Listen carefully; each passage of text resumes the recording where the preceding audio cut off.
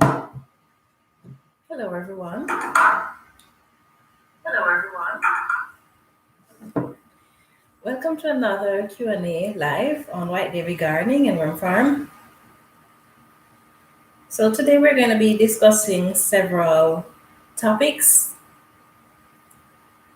We're going to be discussing nightshades, what they are, and bottom end rot and other topics. And if you have anything that you want to share, please feel free to go ahead and do so.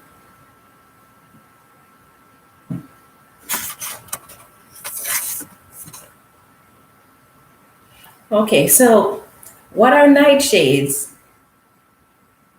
And we're not talking about the glasses.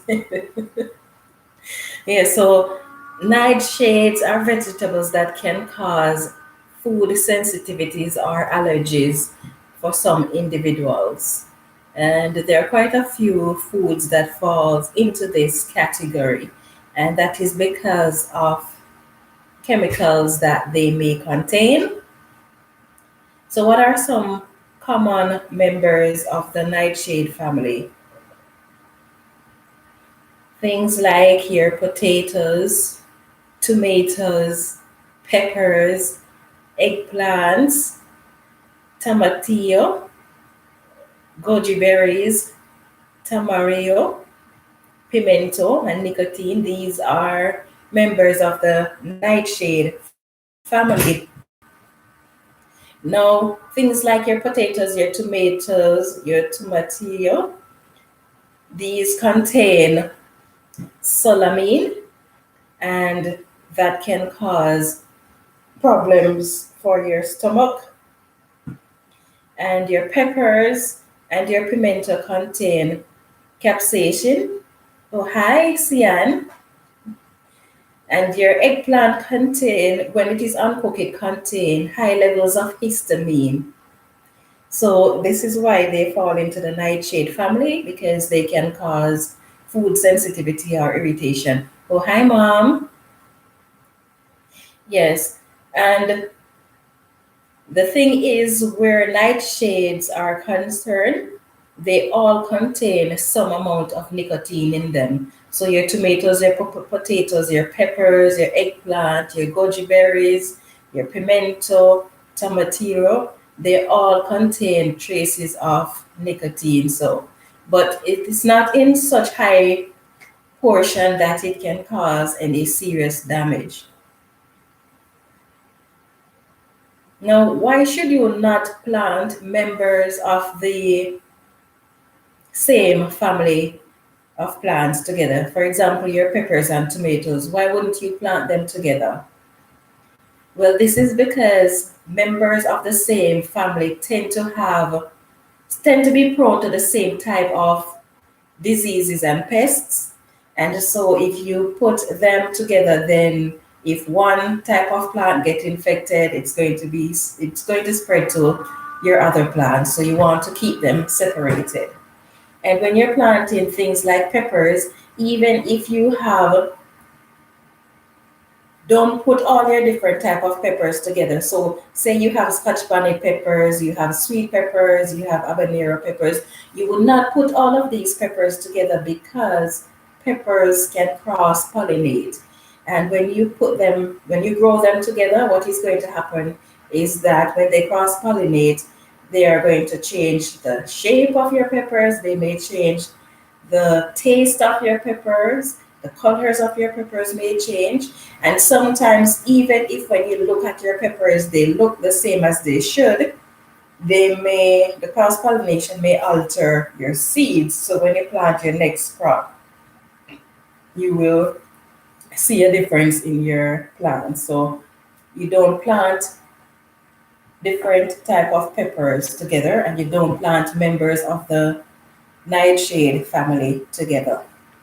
Or not just nightshade, but pretty much all your crops. You don't want to plant crops that are of the same members together. So you wouldn't want to put your broccoli with your cabbage because they're of the same family. Now, why is chemical fertilizer dangerous? We're on to a different topic now. So chemical fertilizer is dangerous, not just because you're consuming the chemicals that you're using on your plants, but it is dangerous also because over a period of time, the salt that is left behind in the soil is going to be built up, and the salt make it difficult for plants to absorb the nutrients from the soil. So that is another reason why chemical fertilizer is not really good to use. And eventually, if your soil has a high buildup of chemicals, of salt, that is, then no matter how much fertilizer you put in there, over time that soil will become barren. So you want to avoid using chemical fertilizer as much as possible. Oh, hi, handwife. I didn't know that you can't put them together. Thanks for sharing. You're welcome, my dear. Yes. And the same thing goes for your tomato as well. If you put different type of tomatoes close to each other, then they're going to cross-pollinate. So if you have a lot of garden space, then try to space them far apart as much as is possible. Sometimes you don't really have a lot of space, so you have no option where that is concerned. And then because you have to consider also not just the amount of space that you have to grow, but you have to consider the height that your plants are going to grow to. So you can't just put them just about anywhere in your garden.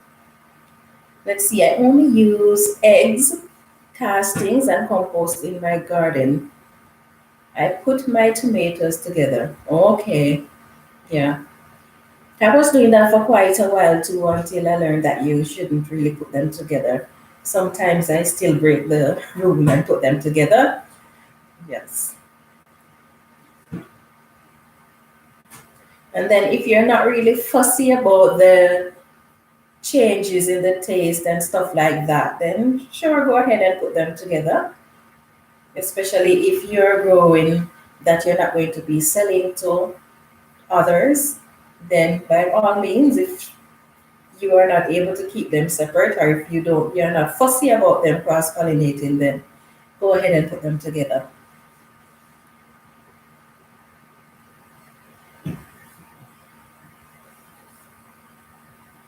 Okay, eggshells are not eggs. Now, why is too much? Oh, I mentioned that. I did that already. Why too much? Oh, yes, why? So, see, sorry. I have to put my tomatoes together, but I'll try not to plant. I have to put my tomatoes together, but I'll try not to this planting season. Okay. Yes, so why is salt harmful, too much salt harmful in your soil? If you have too much salt in your soil, your plants will not be able to absorb all the nutrients that it needs to from the soil. So for that reason, you need to avoid chemical fertilizers or keep the salt content in your soil as low as possible. Now, what are the causes of bottom end rot? And as we touch on bottom end rot, you're going to see how salt also affects or result in bottom end rot. Oh. Yes, so what causes bottom end rot? It can be caused by lack of calcium in your soil. It can be caused by underwater in your plants. Without sufficient moisture, your plant will not be able to absorb the calcium that is in the soil. And if you have too much salt in your soil, then the plant will not be able to absorb the calcium that is in it. So these things can result in bottom end rot. And also, If at the start of your growing season, your garden has a lot of moisture, and then gradually there is not enough moisture, that too can encourage bottom end rot.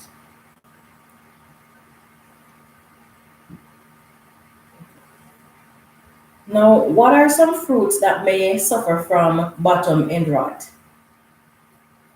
Some fruits that may suffer from bottom end rots are tomatoes, peppers, melons, cucumbers, squash, and eggplants. There are other fruits as well that may suffer from bottom end rot, but these are the common ones that will suffer from a lack of calcium.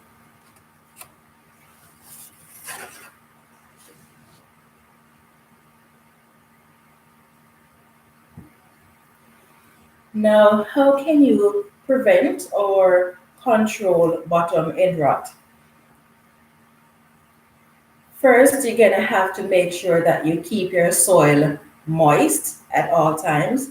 You want to have the first 6 inches of your soil moist continually. You can add sources of calcium such as crushed eggshell or lime. And we're not talking about the fruit lime, we're talking about the calcium carbonate lime. So you can add that to your soil. Make sure that the soil is warm when you are about to plant your vegetables and fruits, because if the soil is cold, then it can prevent the plants from being able to absorb the nutrients. So even though the nutrients are there in the soil, if the soil is too cold, then the plant will not be able to absorb as much of the nutrients as it needs. The next way that you can help to control bottom end rot is by mulching your soil. The mulch will help to trap the moisture in your soil for longer. So mulching is a good way to help prevent bottom end rot.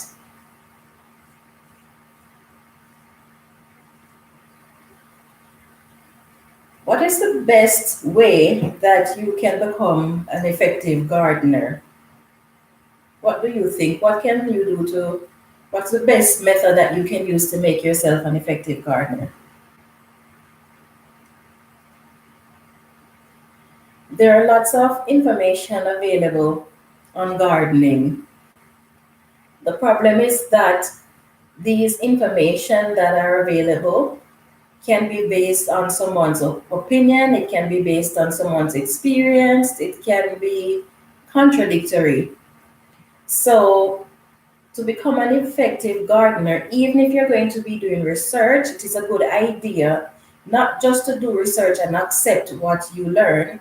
It's a good idea to experiment with these ideas, because you need to know for yourself what works and what doesn't work. And what works for you might not work for me, or vice versa. And also, maybe the method that I'm using, my circumstances might differ from yours. So because of that, even though both methods are effective, because my method is, my circumstances is different from yours, then the method that you choose or the method that I choose may not work. So it is good to experiment with things to see what works for you. So that is the best way that you can become an effective gardener. You can talk to people in your community, because in your community, the growing conditions are going to be similar. Of course, soil type may differ in your community from one person's property to the other, not by much, but by talking to your neighbors and members in your community, you can learn what works for them. Because what works for me here in Saskatchewan might not work for you in US or even in Toronto.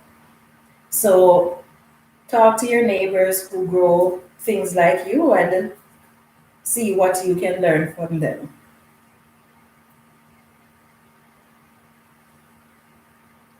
How did you guys start gardening? What got you interested into gardening?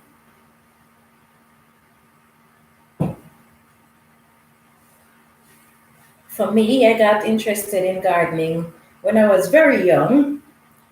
We lived in the city, one of the major city, the capital of Jamaica, that is. And we used to go to the country to spend time with our grandparents, and their property is just full of trees and everything, and I loved the greenery. And on the way to their property, I would see a lot of banana plantations. I would see a lot of coconut trees together, and everything just looks so beautiful. And I just like, yes, I really like that. And then for some reason, I like to plant the seeds and watch them grow as a kid. So over the years, I would, even if it is just a tiny spot, I would just stick a seed and watch it grow. And I guess that's where my interest comes from. And then my grandfather was a farmer, and people always talk about his produce, how nice and big and healthy they look. And he wasn't someone who used chemical fertilizer. He used just the garden waste. So when he cut down his trees, or if he harvests his tomatoes, whatever it is that he's harvesting, the plant would go back into his garden. And that's all he used, just mulch and scraps from the garden. And he had some really healthy produce. So things like these are what got me into gardening. You got into gardening to relax your mind. Oh, okay, yeah. A lot of people get into gardening for that purpose.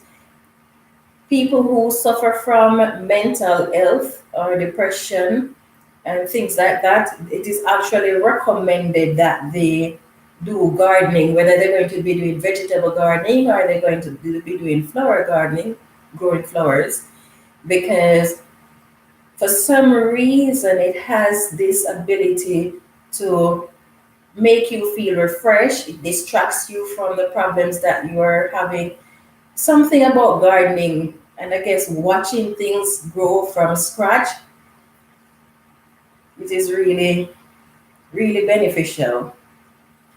Yes, so now I do gardening too because it is relaxing, but actually grew up with a love for gardening from when I was small. There are so many reasons to do gardening because you're producing food for your family, you're relaxing, you know what you're getting, you know what you're eating when you grow your own stuff. So if you use chemical fertilizer, at least you know that that is what you're eating. If you use organic matter, then at least you know that is what you're getting. But when you go to the store and you buy stuff, you don't necessarily know what it is that you're eating. You know what you're looking at, but you don't know what those foods have been exposed to. So that is a benefit of growing your own stuff.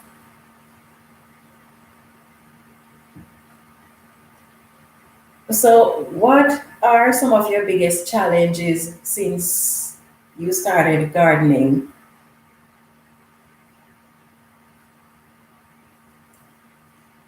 For me, some of the biggest challenges that I have faced is pest control, especially last year. That was the worst year for me dealing with pests. I know back home in Jamaica it would be snails and slugs. Those were my biggest problems because there were dime a dozen. And space is another problem. Some might say my garden is big, but to me it is small because I want to grow more, but I only have so much space. But here in Saskatchewan, the biggest challenge to gardening for me is the climatic changes. Today you're here and you see the temperature saying it is minus 30. Tomorrow, the temperature might be minus 50. Or even in just 24 hours, the temperature can go from minus 50 in the morning to minus 15 in the afternoon. So the difference in temperature, even in the summer, sometimes the difference in temperature during the summer day can be drastic. So that is one of the biggest challenge that I face. Let's see. Oh, hi, Virginia. Virginia says, space is my biggest challenge. Yes, Space is a big issue for a lot of gardeners, especially if you live in the city. And I don't know, in order to maximize profits, they continually make the lots smaller and smaller and smaller. So you don't have as much garden space as you would like. And then if you're living in the city, sometimes you have to live in apartment or condos because owning a home can be very expensive. So if you live in a condo or an apartment building, then it's kind of difficult to have space to plant. Of course, you can do a little bit on your balcony, but how much can you really do? So space definitely is an issue for a lot of gardeners. Let's see. And why it says, last year I had problems with aphids and the fact that my garden is rather small. Okay, so those are the challenges. Yeah. Well, I hope this year you're more fully prepared to deal with those aphids. There's not much that can be done about the size of your garden, but there's one thing that can be done to increase two things that can be done to increase your potential in the garden in terms of how much you grow. You can choose to grow things vertically. And there are two ways that you can grow things vertically. You can either trellis plants like your squash, your cucumbers, your tomatoes, rather than having them spreading out. You trellis them, and that will create more space for you to plant stuff. Or you can plant in container and put them on shelves or racking above each other. So you can actually get vertical containers to plant in. You can get them commercially to buy, or you can create your own. Or if you can't grow vertically, then the other option would be to do a lot of interplanting. Because when you do companion planting, the same space, you can put maybe one or two or three different types of crop in there. So, for example, if you're growing corn, you can grow peas and beans, corns with cucumbers, you can grow corns with sweet potatoes. So when you interplant, then that can help to maximize the space. Of course, when you're interplanting, you still have to consider the amount of space you have because you don't want to overcrowd the garden, but at the same time, it increases how much you can grow.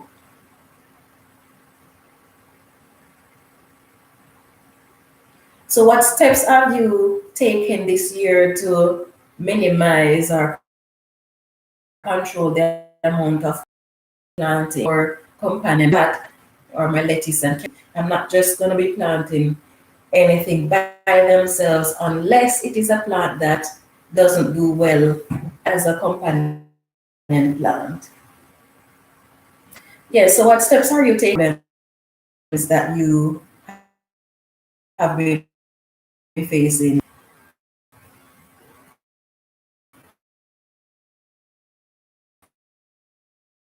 to be using to control pests in my garden because I don't have problems with raccoons and large pests or deers, stuff like that in my garden, thankfully. But occasionally I have problem with rabbits, and I have mostly it's just the small insects like the aphids, the cabbage moth, stuff like that. It's just those small pests that I have to deal with. Of course, those can be more difficult to deal with than other pests. So this year I'm going to be a lot of interplanting with a view to repel pests. So I'm going to be planting plants that repel pests. I'm going to be planting plants and flowers that attract beneficial insects that are going to feed on these pests. I'm going to be, where possible, I'll be using row cover, and I'm going to avoid planting things out of season because Each plant have a time when they're more likely to be affected by pests than other times. So I'm going to try to make sure that when I plant, I'm planting in the right season to control pests.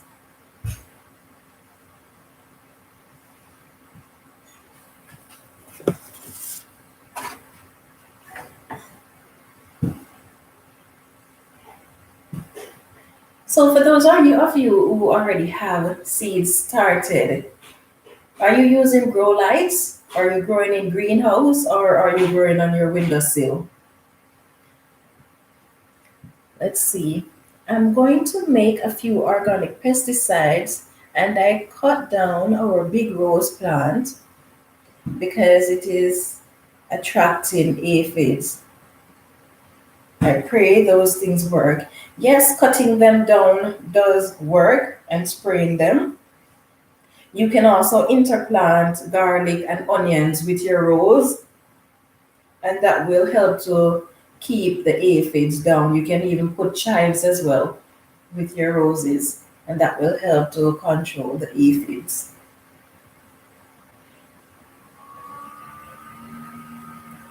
Not just windowsill. Okay, so your seeds that you started, you just have them on your windowsill. Okay. So far, I'm using a few grow lights, but just for my Scotch bonnet peppers, all the other stuff I have on my windowsill for now. I'm really not getting enough light for my plants, but they're big enough. They're not in the seedling stage, so because of that, it's not too bad. They're not growing too spiny.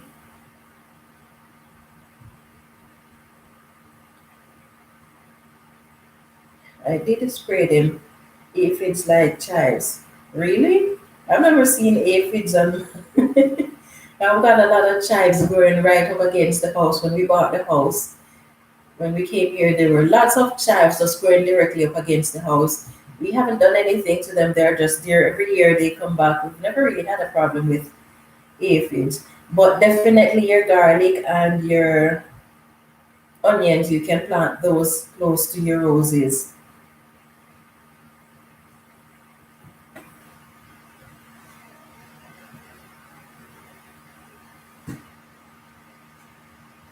Yeah, so how are your plants doing on your windowsill?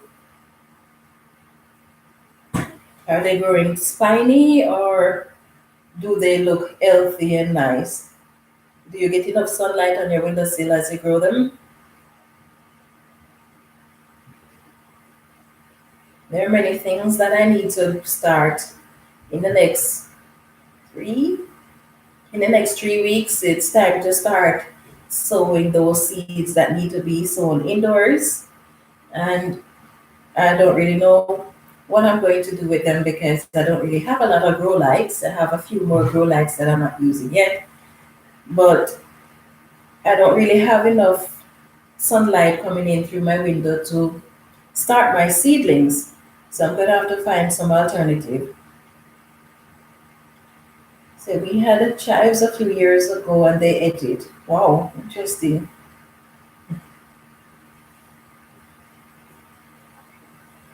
Yeah.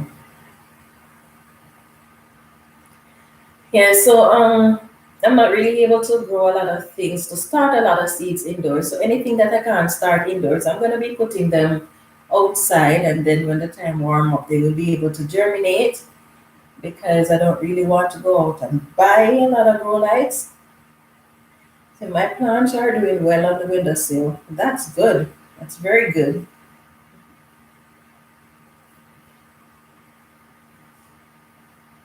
So are you guys finished collecting the seeds that you want to grow this year? And when you're getting your seeds, do you find that you're experiencing shortage of seeds or are the seeds that you want readily available? Readily available. There are some that I am not able to get, not because they're not available, but the type that I'm looking for. So, for example, I want some indeterminate tomato, Roma tomato seeds. I can't find indeterminate. I see Roma tomato seeds, but not indeterminate, and I want the indeterminate variety. So those I have difficulty getting at the moment. Most of the garden centers are closed in my region anyway. The ones that are open, they're mostly open online, but they don't have the seeds that I want. And then I need some more strawberry seeds, but the ones that I see available are the ones that don't send runners, and I want the one that send runners because I want to grow a lot of strawberries. So, but yeah, for the most part, seeds seem to be readily available, so that's good. Okay, let's see. And Cian says seeds are available. Okay, that's good. That's good. Some sellers are telling us that they are out of some of the seeds have run out. Oh, hi, Princess. Yeah, so just to recap for you, Princess, we were looking at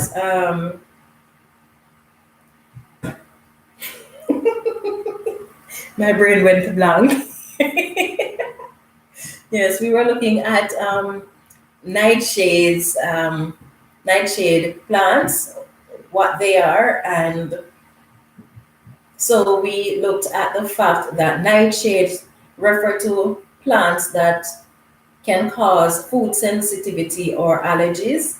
And then we identify some members of the nightshade family as peppers, tomatoes, eggplants, and stuff like that. We looked at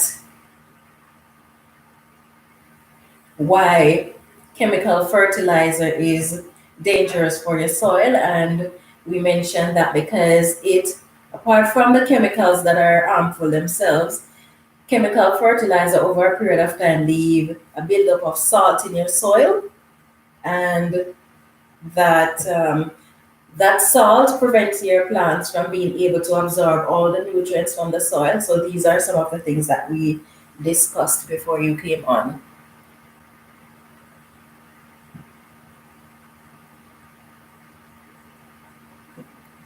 Okay, so, and wife says, I need some strawberry seeds because a few of my plants died after the snow we had. Oh, I'm sorry about that. Yeah, I'm sorry you lost some of your strawberries. Does the strawberries that you have send runners on white? Because if you're not able to get seeds, then if it send runners, then you're able to plant those runners. Because I know you keep your strawberries in small containers. So you'll be able to get some of those runners and plant them if you can't get seeds. Okay, Princess says, remind me, I want to ask someone for a line of strawberry. Oh, okay. What type of strawberries are you looking for?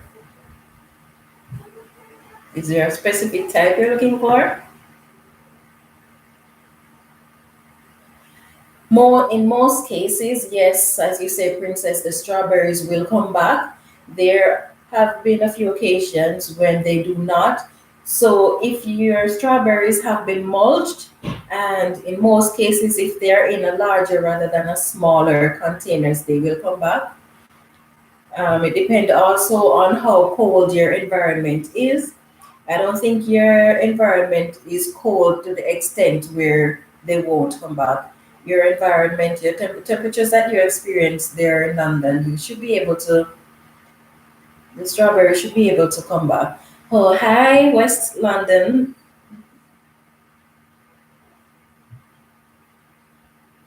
Nightshades are Aberdeen. I don't know. I don't really know what Aberdeens are. Every time I said I'm going to research to see, I'm looking up to see what they are, but I don't really know what Aberdeens are.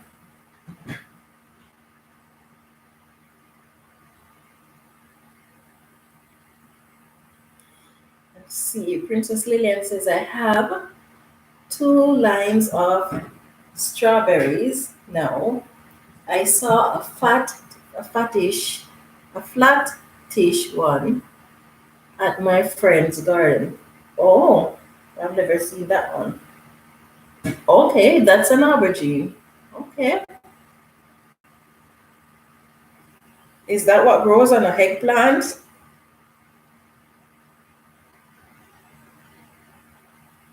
Okay, interesting. So I do know what they are, just didn't know them by name. Okay, thanks for sharing that.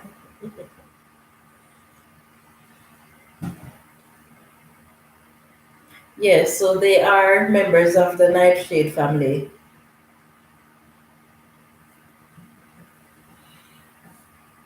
Yeah, they're members of the nightshade family, so they can cause allergies and other problems for some. But that doesn't mean that you should avoid them because, I mean, tomato, although it is a member of the nightshade family and can cause allergies for some people, it still is very beneficial for our health.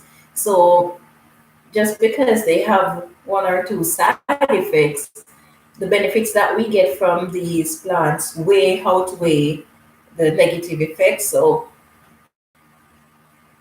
yeah, and a lot of them you'd have to consume them in very high portion for them to cause any serious damage.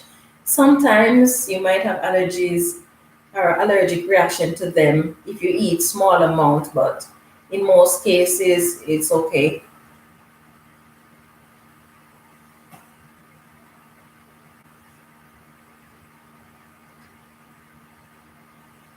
Okay, so why is it important to plant sun-loving plants to ensure that they get enough sunlight? Does that question sound tricky? Why is it important to ensure that sun-loving plants get enough sunlight? That's the question. Let's see. Whenever I eat aubergine, my mouth gets irritated, but I don't care because it is so tasty. Yes. Um, a lot of these nightshade plants contain chemicals like solanine, capsaicin, tomatine, and these are what cause the allergic reaction. And as I mentioned before, all members of the nightshade family contain small amount of nicotine in them, but not enough to cause any harm unless it is consumed in very high portions.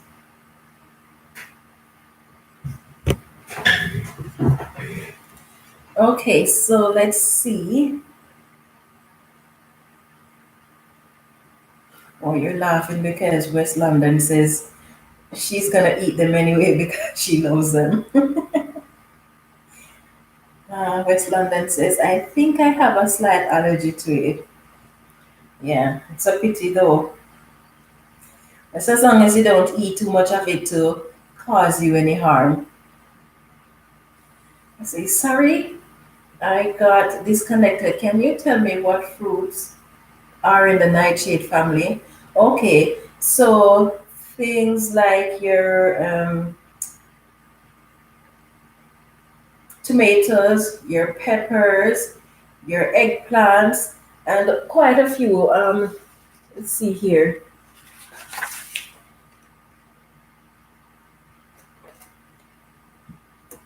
Yes, so potatoes, tomatoes, peppers, eggplants, tomatia, goji berries, and pimento. Is the same thing like allspice. These are members of the nightshade family, and they are referred to as nightshade because nightshade plants, members of the nightshade family, can cause food sensitivity or allergies. Let's see. West London Gardener. Yes, that could be the reason. Okay. Yeah, so I was asking, Why should you plant? Why should you ensure that sun-loving plants get enough sunlight? That's basically all of our summer crop. Oh, okay. Yeah. But it doesn't mean you can't eat them. It's just that too much of them can become harmful. For example, too much tomato can actually irritate the your intestines. And eggplant, that or the aubergine, as you say, is very high in histamine, and you know that histamine is one of the biggest cause of allergies. So yes, so you just have to be cautious of how much you eat, and if you find that you have a very high sensitivity to it, then it would be best to avoid it altogether. Let's see. And why it says, I use a lot of allspice. I love it. Me too, my dear. I use a lot of it. And it has such a nice flavor. The sun is going down and casting a shadow. So sorry about that if it is affecting you. Yes. Okay, so the reason you should make sure that plants that love sunlight get enough sun is because not only does it affect the growth of your plants, but it also affects the size of your fruits or your produce. It affects the taste of your produce if it doesn't get enough sunlight. So, for example, your carrots, if your carrots don't get enough sunlight, your carrots are not going to be as sweet as they should be. So, that is why it is important that when you have sun loving plants, you make sure that they get enough sunlight. High sensitivity? How would I know that? You would know that only after you've eaten the fruit, my dear, and you see how your body reacts to it. And sometimes we take it for granted. Sometimes we don't really pay attention to it. We just know that we are not feeling well, we're having an allergic reaction, but we don't know what the cause is. But most times it can be traced back to the foods we eat. So just watch how your body react to the food. If you have a high sensitivity or high reaction after eating a particular food, then you will know.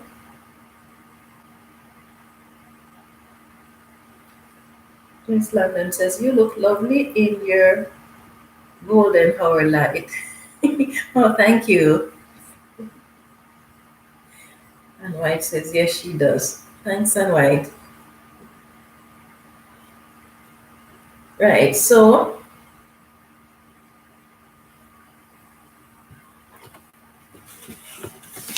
let's get this thing out of my way. I get an itchy tingling in my mouth after eating aubergine. Oh, okay. Just as long as it is not severe. So does it last long when you get that itchy sensation? Does it last long?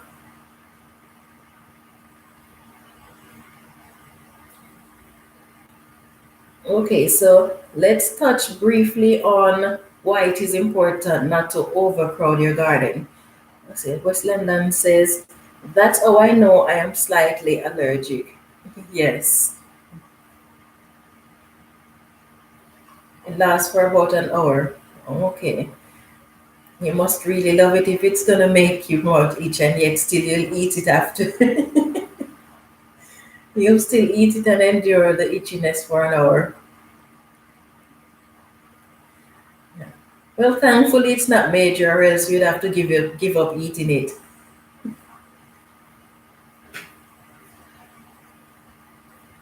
Okay, so yes, why is it important not to overcrowd your garden? And I know most of us are guilty of wanting to get all that we can out of the garden, and so we tend to just keep adding stuff to the garden. And I know I'm guilty of that sometimes, especially when sometimes I go outside in the garden and look, I see a few tomatoes popping up that I didn't plant. I'm like, oh, I'm gonna transplant these somewhere else in the garden, and I put them in the garden, even though I don't have enough space. I'm trying to cram them.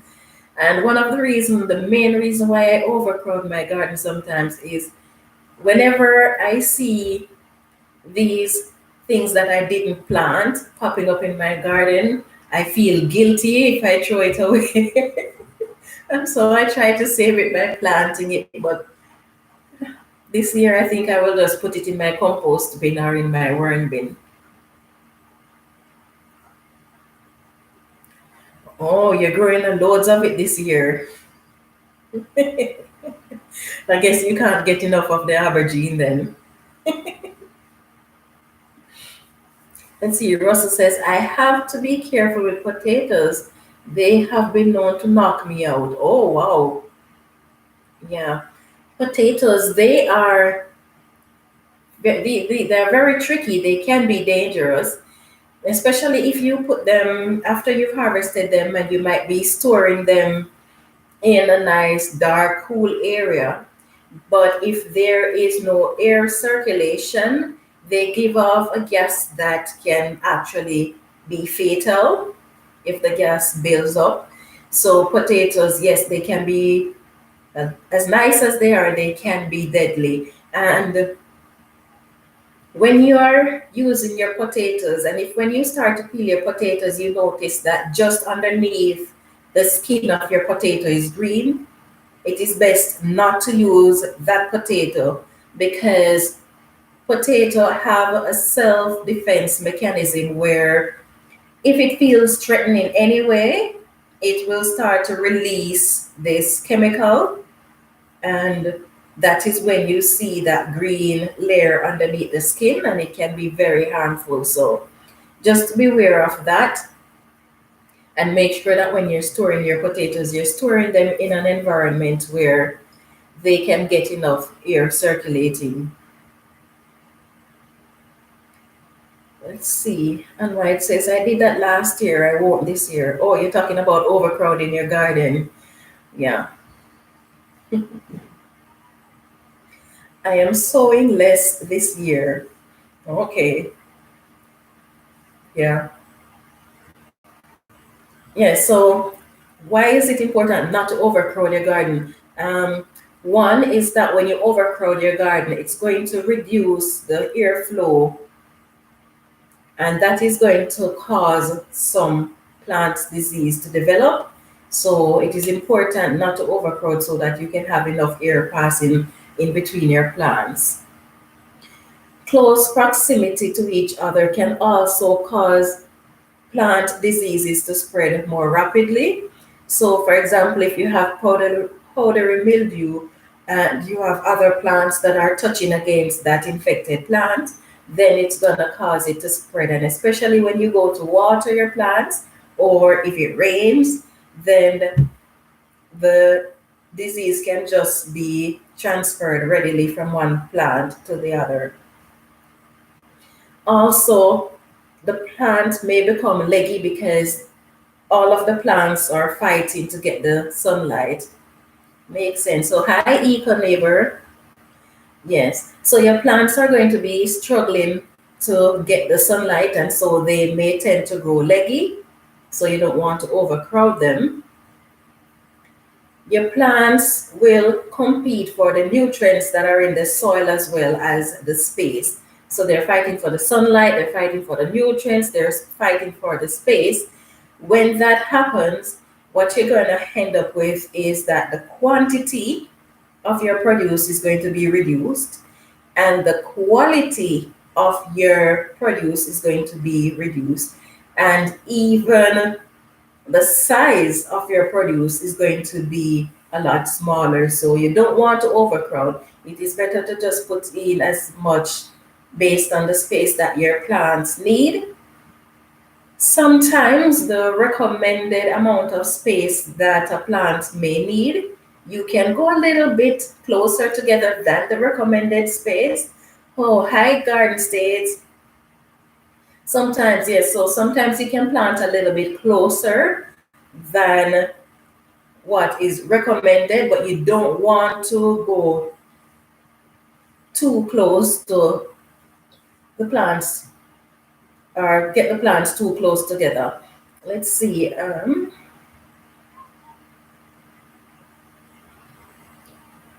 Especially because it will rain and the leaves will touch. Yes, right, princess, right on.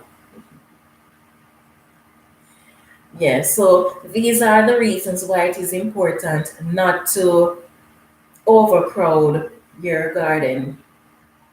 And then it also provides shade for a lot of pests to hide if you have your garden too overcrowded as well. So in your growing season where you are, do you have enough growing time that you can actually do succession planting? I don't really have that much growing space or growing time that I can do succession planting. The only thing that I can do succession planting with in my region is lettuce, and it would have to be like the little leafy greens, the ones that grow lettuce head. Those I don't have enough growing time to do succession planting with them. But yeah, my season is too short for that. Let's see. Garden State asks, how far would you put your eggplants?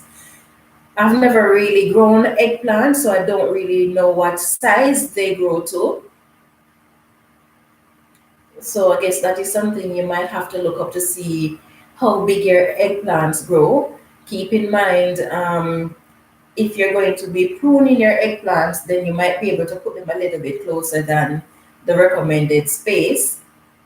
So I don't know because I've never really grown eggplant. What are some deterrents for pests? It's a good question. There are flowers that you can plant and herbs that you can plant to repel pests. Parsley is a very good one. Chrysanthemum is a good one, but chrysanthemum can be prone to aphid attack. Uh, so parsley, thyme, garlic, onion, echinacea. Uh, these are good for pest control. If you want to make your own organic pest control, I just did a video on that. Well, that would be last week. You can use, I don't know if that video is released yet, so I'm not going to say it. You can go check out that video, how to make your organic pest control, pest repellent. Yeah, so you can interplant marigold, yes, and white. That's a very good one as well. Marigold, nasturtium. These plants are pretty good for pest repellent. And for your chrysanthemum and most of these plants that are good for pest repellent, you can harvest some of the leaves. So you can do interplanting with them, or you can harvest some of the leaves and make a compost tea with it, crush it and soak it for like 24 hours.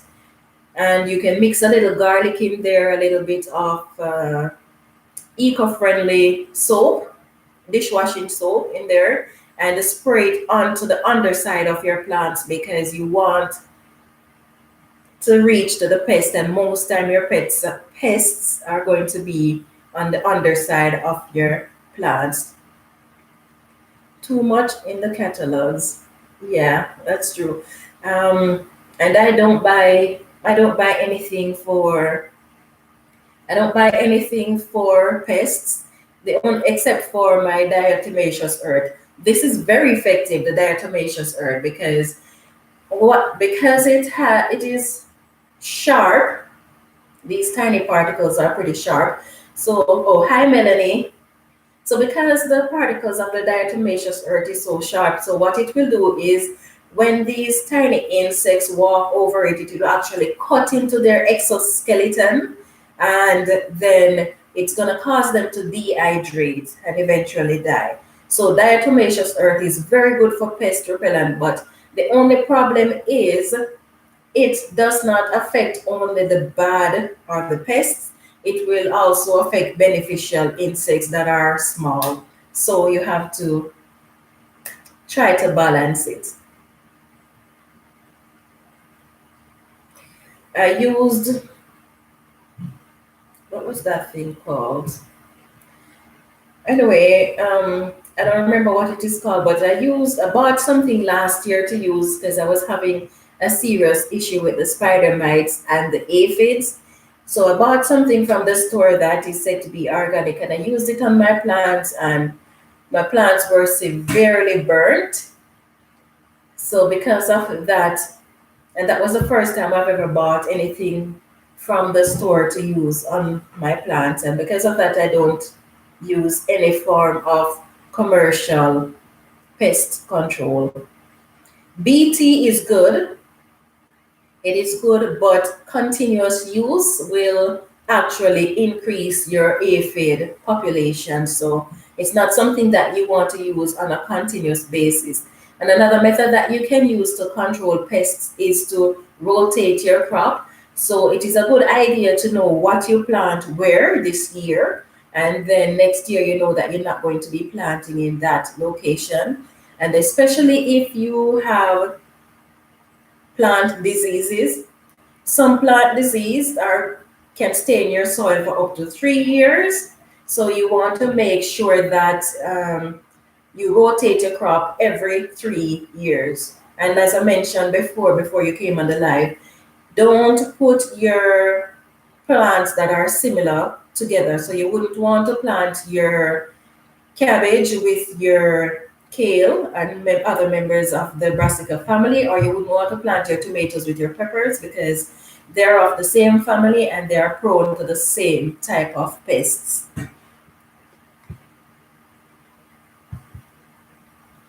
And another thing about pests is that they have very good memory of where they found their food last season. So if they know that, okay, on the right side or on the north side of your garden there you had cabbage, the cabbage moths are going to know that, okay, that is where I found my food last year, so I'm going to go back to that location to look for it. So because of that, it is important to rotate your crop to control these pests.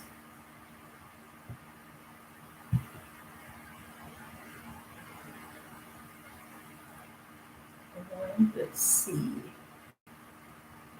LP says, good evening, everyone. Hope you're managing the cold well if you're in the cold snap. Hi, LP. Yes, I'm in the cold. I'm experiencing that cold snap. In fact, for the past 2 weeks, or roughly 2 weeks, temperatures went from like -10, -15 to -55. In fact, Saturday night it went down to -65. That's the coldest it has been in my region in 11 years. -65.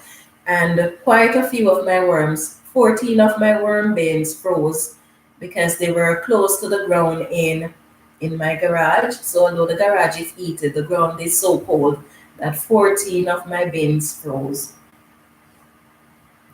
So I'm experiencing the cold, but I think in the next 2 or so days it should start to warm up a bit, but it's still going to be in the -30s.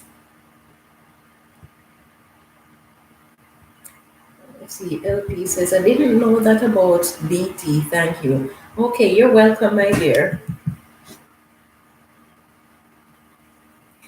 West London. Don't blame you. I prefer organic DIYs. Yes, they are a whole lot better than the store bought. And it's not that the store bought ones are not good, but at least I know exactly what it is that I'm putting on my plants when I make my own stuff. Let's see, Russell says, the White House had been infested with cockroach for over 100 years. Diatomaceous earth was the cure. Wow, nice, eh? Yes, good remedy. Those cockroaches. Yes, minus 65, my dear, minus 65. Thankfully, we didn't have to be outdoors. Usually, when the temperature reach like minus 35, then they start to put out alerts telling you that you need to be careful because your skin is going to be freezing in 10 minutes or something of the sort. When it reach minus 40s, they tell you your skin is going to be freezing in a few minutes. Minus 65, it will be a matter of seconds before your skin freeze. So, yeah, in the last 2 weeks, Monday was the first day I went outside, and it's because I just could not putting off looking after my worms any longer. Teach us about crop rotation. Okay, so with crop rotation, it is good to keep a diary of what you're growing and where. And the reason for that, as I mentioned before, is plants of the members of the same family are going to be prone to the same type of pest. They're going to be prone to the same type of disease. Some disease can live in your soil for a year, some can live in your soil for up to 3 years. So you know that if you plant peppers here in this location, for 3 years, it's good not to plant peppers or any other member of the nightshade family in that location, because whatever disease or pest that plant was exposed to, it is going to be there. So you find another location and you plant it. So every 3 years you can plant peppers in that location, but it is good to keep on rotating them. If your soil if you see where your soil or your plants have diseases, it is a good idea. Some of them you can sterilize your soil, but if you have a big garden, there is no sterilizing your soil. So in that case, if your plant is infected, it's a good idea to take the plant out from the root, try to get as much of the root out as possible. Burn everything. If you can't burn it, put it in your garbage, tie it in a plastic bag and get rid of it. Don't compost plants that are diseased because it will spread. Composting does not kill most of the diseases that your plants are exposed to. So you keep a record of what you plant and you just keep rotating them. Um, Keep a date also. So not just a record of where you plant what, but keep a record of when you plant a particular plant in a certain location. That way you can keep abreast of what you're doing and not to make mistakes, because I don't know, I guess this happened to all of us where we tell ourselves, okay, I'm not going to do this because so and so, and I'm going to remember it. It is so simple. I'm going to remember it. But when the time comes, you just can't remember. So it is good to keep a record of what you're doing.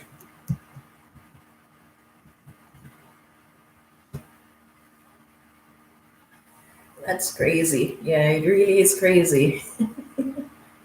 Oh my gosh, yes, you are in the cold. We have got another 6 inch of snow coming tonight. Oh, I don't grudge you at all. I was looking out my window today and I'm thinking, oh my goodness, we had the snowstorm, our first snowstorm, sometime early in October, and we've had a pretty mild winter up until 2 weeks ago. And the snow, looking at one of my 55-gallon drums that is outside, even though some of the snow have melted, I'm still only able to see 1 foot, 12 inches of that 55-gallon drum, which is about 30, about 40 inches high. And I'm only able to see about 12 inches. The snow is that high. So, yeah, it is crazy. I don't grudge you for your 6 inches of snow. Mom says, I've seen eggplant about 4 feet tall. Oh, wow. That's pretty tall. So if you're planting your eggplants, you need to ensure then that you put it in a location where it's not going to be blocking sunlight from other plants. And you also have to consider, because these days you can get seeds that have been modified to ensure that they are a smaller variety. So you can keep that in mind when you're shopping for seeds. to see what variety you're getting, whether it's one that is going to grow big or one that is going to remain small. See, Melanie says, I try not to go out if I don't have to. That is why I shop in bulk. Yes, my dear, I like that idea. I definitely shop in bulk because I don't really like to I don't really like to leave my yard even before the COVID, and even if it is not cold. I'm just not someone who likes to, some people they're constantly on the go. That's not me. I like, if I have to go, if I want to go fishing, I go fishing. But to be on the road constantly, no, that is not me. I want to be around my worms. I want to be around my garden. I want to be around the home. If it's time to go out and have fun, then yes, but try not to overdo it. So I understand you, my dear. When we are shopping, we usually shop like once for the entire month, and if something run out, then you might go and get that. But to go out every minute to nah.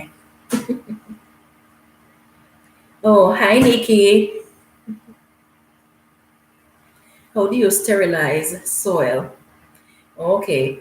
So to sterilize your soil, your garden soil it is tricky if you're going to be planting in the ground, but if you're planting in containers, then you can use uh, hydrogen peroxide with water. You want to use the 6%, the 3 or the 6% hydrogen peroxide. Um, I think I don't remember what the ratio is, but yes, you want to use it to mix the hydrogen peroxide in the water and soak your soil. You don't want to overwater the soil, but you want to make sure that the solution wet every particle of your soil. So you're not going to be having the soil swimming in water. You just want to make sure that all of the soil is wet. Cover over the container with the soil so that it is not getting light, and then let it stay for 24 hours. After 24 hours, you can remove the cover. Your soil should be clean. And some people say that it may harm living organism in your soil.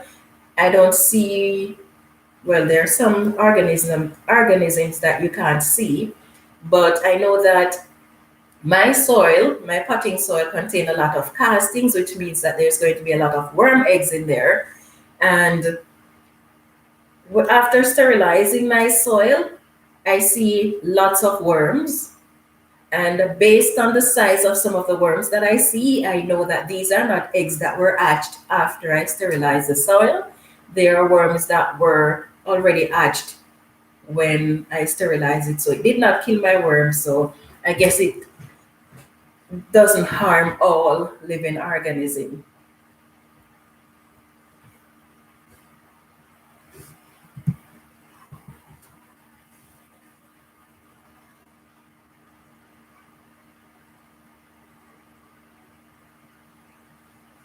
Oh, hi, Eric Premshan. I hope I pronounced that name right. Yes.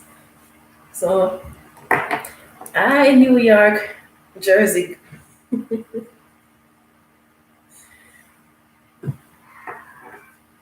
Let's see. Okay, just saying greetings. Okay. Right. So, I was asking if your gardening season is long enough where you can do interplanting. Yeah. So mine is not. It's not long enough for me to do interplanting.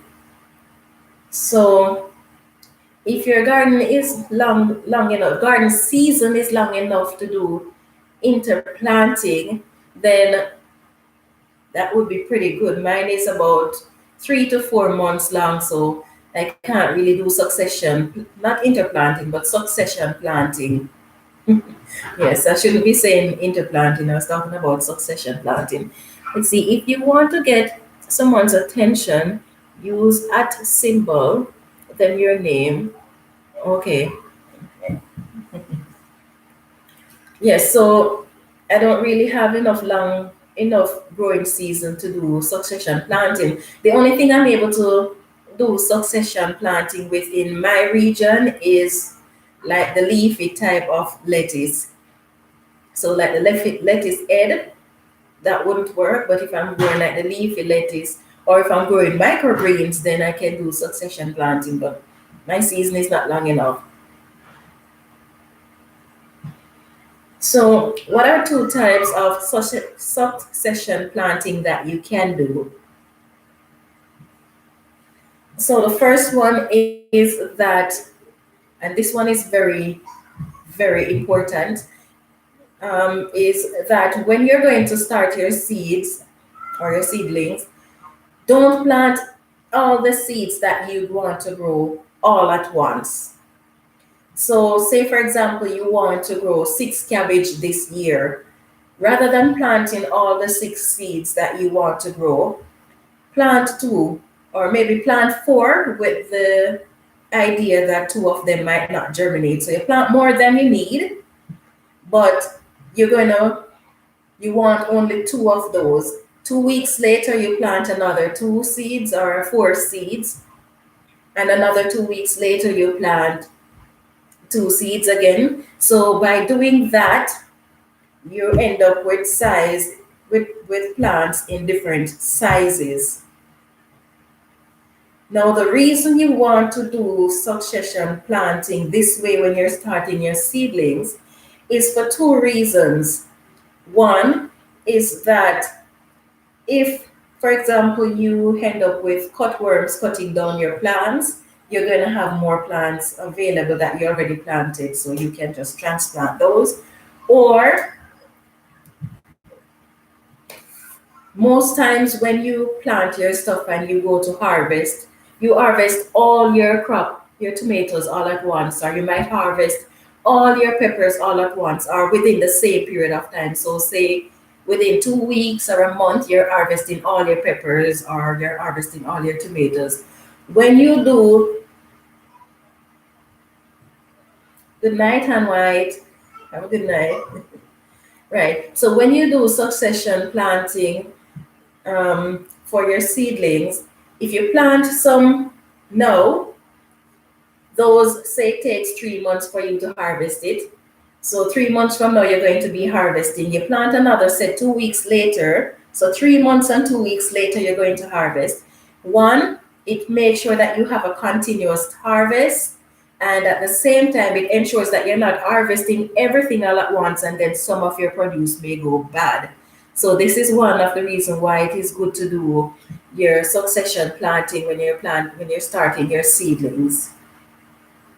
The next method that you the next type of succession planting is where you plant, you harvest, and you have enough growing season to grow something else. And so after harvesting one crop, you plant something else. And when you're doing this, it is a good idea not to plant the same crop that you just harvested in that location.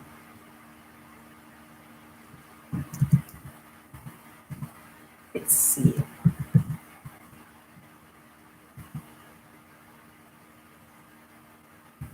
That's London.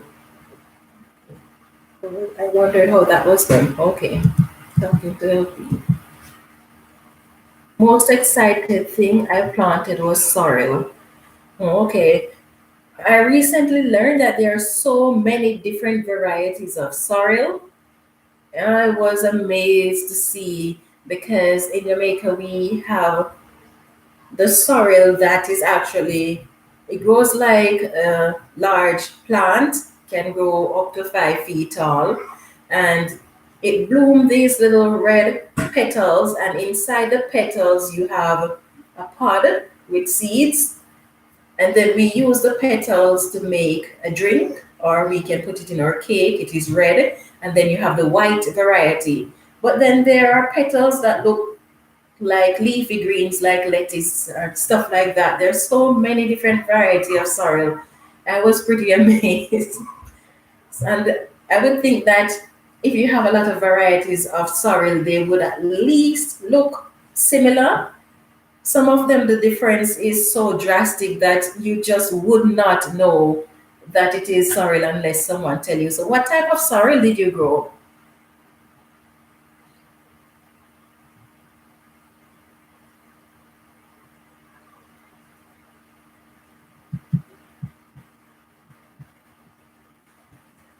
Okay, Melanie says, I tried succession planting last year with potatoes, beets, and beans. Okay, nice. So how did that turn out for you? LP says, I'm planning to interplant and succession planting. I would really like to interplant herbs since they help with pests. Yes, I'm going to be doing that as well. And Eric says, when we have a lot of tomatoes, we share them out to friends and families. Yes, that's the only solution you have for saving a lot of your plants. You can either give them away, or you can them or dehydrate them. But if you want to have them fresh where you can use them on a continuous basis, then succession planting of the seeds would be a good idea. I love sorrel, the red ones. Oh, okay. Yeah, me too. I love sorrel. Um, have you ever tried a sorrel wine? That is so good. You should look up how to make the Jamaican sorrel drink. It is so good, and if you allow it to stay for 21 days, it starts to develop a trace of alcohol in it, and it's just so good. Let's see, Helpy says, I will likely have extra starter plants from starting indoors, so I've asked my neighbor if she wants some tomatoes and peppers. Indeed. Yes, it's always good to share with others. Um, Sometimes people, especially now with the COVID going around, if you have friends who always go to the garden center to get their seedlings, then it's a nice idea to share with them so that they don't have to go out and get themselves exposed more than is necessary. Auntie, I did a sorry video on my channel. Okay, okay. Should check that out.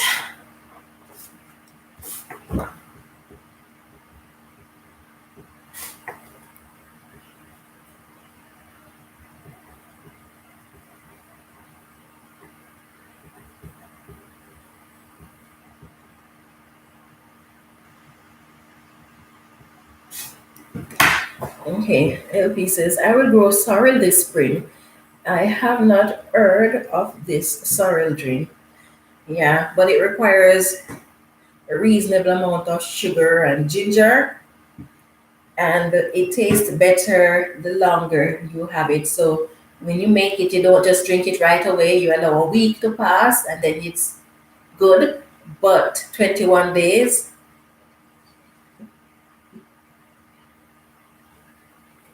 let's see. Sorrel is the best. It sounds like you really love sorrel, Eric.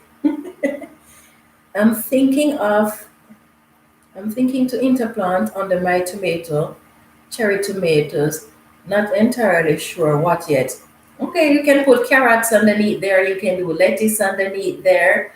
I always put um, I always put carrot with my tomatoes. And last year I started adding lettuce to the list.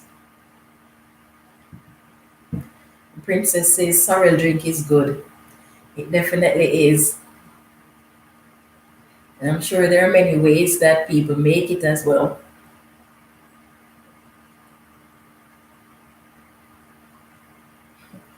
Thank you, Eric. No, now I'm even more excited. Okay. I just finished the last of my sorrel. Cool. We just finished ours last week. Yeah. I need to make another batch though. Oh, I don't think my husband started his sorrel wine yet. I'm gonna have to remind him. I need some sorrel wine. Okay, that will be proper fermented. Yeah. And my husband, he loves to make wine. We have about 8 different type of wines that he started in the last 2 3 weeks. So I'm hoping he's gonna get some sorrel in there too. Let's see. Thank you. Great ideas. Last year I grew carrots under them, but the carrots were slow growing. I think that was for a number of reasons. Okay. Just as if you're going to be planting your carrots and lettuce underneath your tomatoes, you still have to consider how close you put them together. So you can put the carrots close to the tomatoes, but you want to make sure that you don't put them so close together that they reduce your airflow. So keep that in mind. But my carrots always do good when I put them with my carrots always do well when I put them with the tomatoes.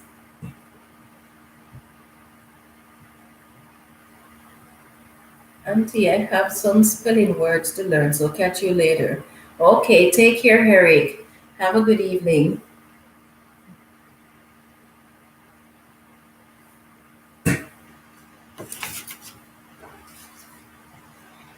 Okay, so I think, bye, Eric. I think we have covered all of the topics that I wanted to discuss for today. LP says, bye for now, Eric. Good luck with the spellings. Yes, so I've covered all of the topics that I want to discuss for today. So when do you begin planting outside? Well, for me, the average frost date is the 24th of May. And so I start planting outdoors usually on the 24th of May. I usually start my things indoors. This year I'm going to be starting some things a little bit earlier than I used to start them. So my cool weather crops, I'm going to be starting them indoors a little bit earlier than usual.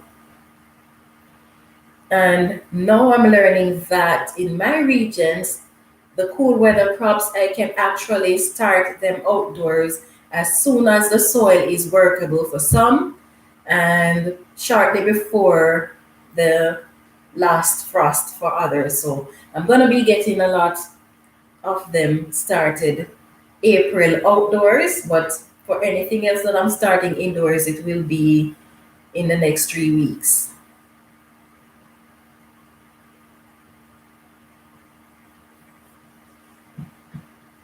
Yeah, my growing season here is pathetic.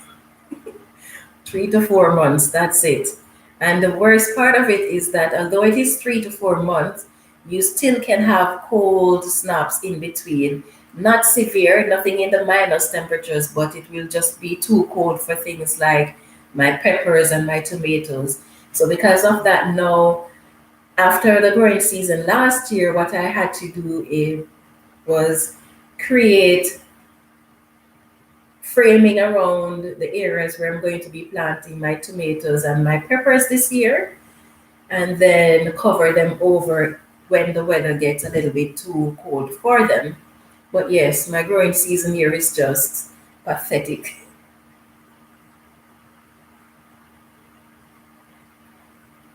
Princess says, Eric, you're looking so handsome. Thanks for the tips. May my plants May, my plants are burning up. Oh wow, must be pretty warm where you are.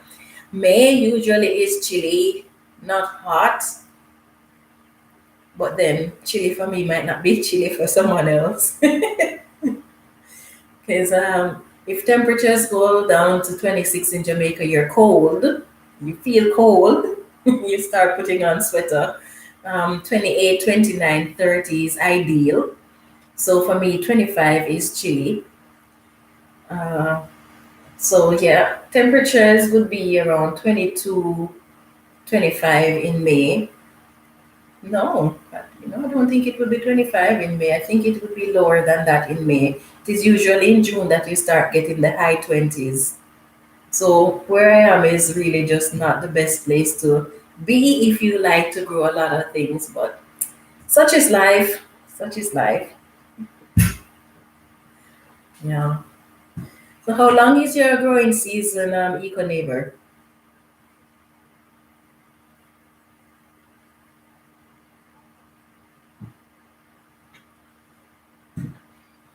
Yeah. So I think Vicky says here in Maryland, it doesn't start to really warm up until May. Okay, I guess you're similar to me where that is concerned. It is in May before you're able to plant all crops. But in May, you can put pretty much every crop that you grow outdoors year round, depending on the plant. Oh my goodness, I am so jealous. Year round, I'll be having a ball. Even with the little bit, I have about 500, 550 square foot of growing area. And even with that little space, if I had a year round that I could plant, you would hardly ever see me in a supermarket. I'd be having a field day. See, Helpy says, this week I'll start peppers and tomatoes indoors, along with flowers and ground cherries. My last frost is in May, but most old timers wait until June 1st. It's a good idea to wait until later than the last frost date to grow. And one of the main reasons is because those pests that are in your soil sitting there waiting for you to put out your crop and then they just go munching on it. When you wait a little longer, then a lot of them would have reached their mature state and flew away or crawl away, whatever the case may be. So waiting a little bit after the season actually start is a good idea. But it is really hard to wait, especially when you're sitting down. You start your seedlings from March and you're sitting down waiting for the opportunity to plant outdoors. And when it starts, you have to sit and wait a little longer. It feels like torture actually. The warm up starts at mid March. Oh my goodness, that is so good. Let's see. Melanie says, I discovered a wild grapevine in my backyard. Got so much grapes, make a lot of jelly, and my tenant makes wine. Nice. LP says I can start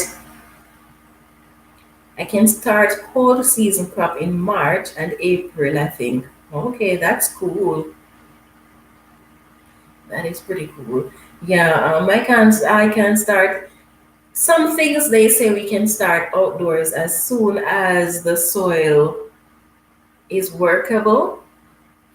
But then some of those things you have to take precaution in case you have frost, so you have to be able to cover them and stuff like that.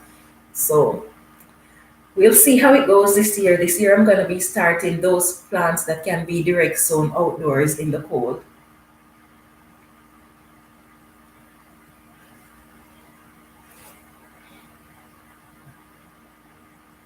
LP says yes, it does feel like torture. The pests are mad serious. So true. Oh, last year, all the years I have been gardening, I've hardly ever had any issues with pests.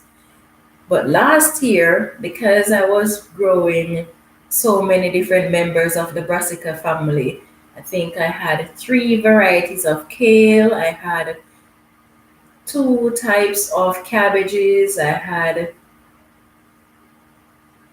broccoli, no, I didn't have any cauliflower, I had broccoli, I had Chinese cabbage, I had so many different members of the brassica family. And the aphids and the spider mites. I even had Japanese beetle. That's the first time I learned about Japanese beetle. It was crazy in my garden last year. I had to do so much to get rid of them. But this year I am preparing. I am preparing for them. I'm going all out. I'm armed for war. Yeah. we'll see how it goes because I'm going to be doing just about everything I can think of to keep them under control.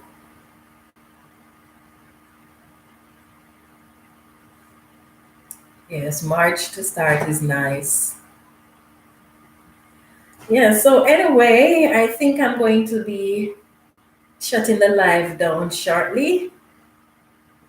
So I'm thankful for all of you that participated in the live. It was a really nice discussion, nice getting to know you guys some more.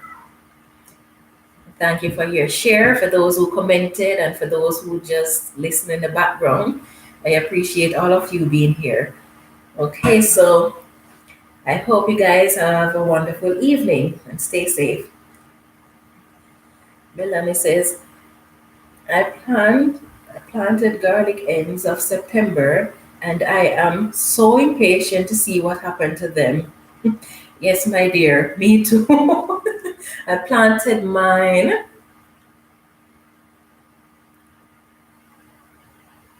I think I planted mine the end of September or early October. No, October was too cold for me to be outside. For me, not for people in my region, but for me it was too cold. So I planted them pretty early actually, and they started sprouting before, but and I mulched around them. So I'll see how they do. I can't wait to see how they do. Great live. Bless up. Okay, thank you, Eco Neighbor. Thank you for this live chat. You're welcome, LP. Bye for now, everyone. I found a clove of garlic sprout in my worm bin and potted it. Nice. Have a lovely evening, friends. Okay. Bye, Princess. And Nikki says, I've decided to only grow brassica during the fall and winter months. Okay, nice. All right, so take care, everyone. Have a good evening. See you again on Friday.